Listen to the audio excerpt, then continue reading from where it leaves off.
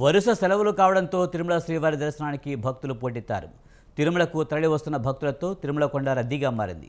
స్వామివారి దర్శనం కోసం 31 కంపార్ట్మెంట్లో భక్తులు వేచి ఉన్నారు. అలాగే శ్రీవారి సర్వదర్శనానికి 18 గంటల సమయం పడుతుంది. నిన్న తిరుమల శ్రీ వెంకటేశ్వర స్వామివారిని 84,404 మంది భక్తులు దర్శించుకున్నారు. 34,930 మంది భక్తులు తలనీలాలు సమర్పించారు.